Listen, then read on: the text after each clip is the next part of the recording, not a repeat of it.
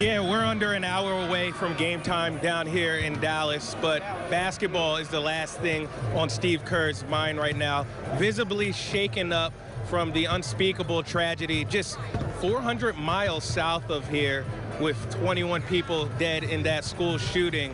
For context, Steve Kerr has lost a parent due to gun violence. Back in 1984, his dad was shot in Beirut, execution style. And ever since then, Steve Kerr has been an advocate for what he says are common sense gun laws.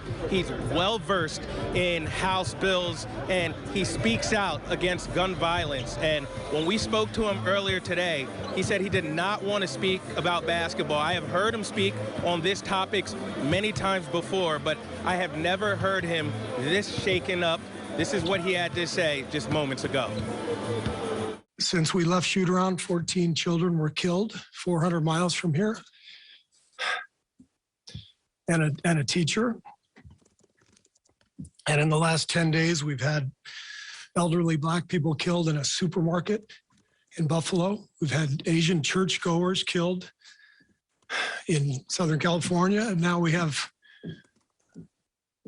children murdered at school.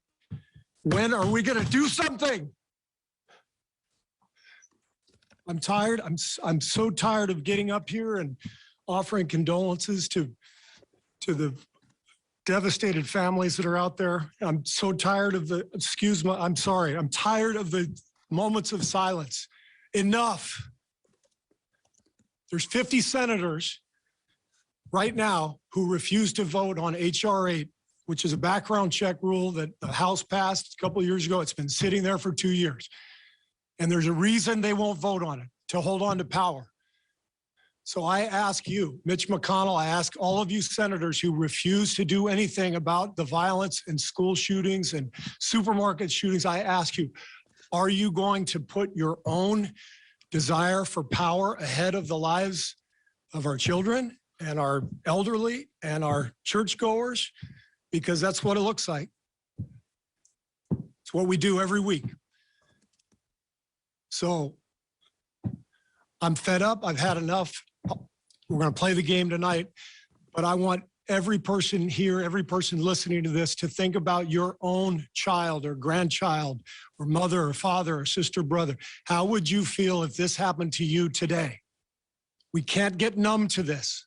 We can't sit here and just read about it and go, well, let's have a moment of silence. Yeah, go Dubs, you know. Come on, Mavs, let's go. That's what we're going to do. We're going to go play a basketball game. And 50 senators in Washington are going to hold us hostage. You realize that 90% of Americans, regardless of political party, want background check, universal background check. 90% of us, we are being held hostage by 50 senators in Washington who refuse to even put it to a vote, despite what we, the American people, want. They won't vote on it because they want to hold on to their own power. It's pathetic. I've had enough.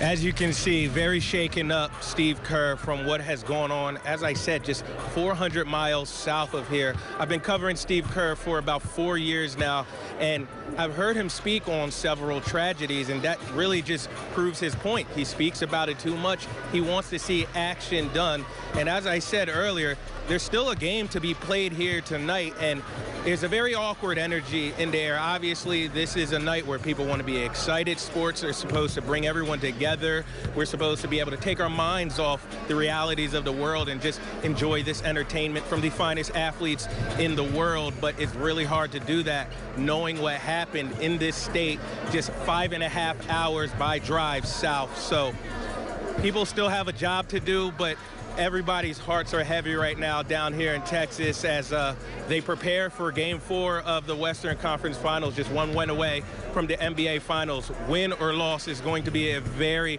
very tough night for everyone.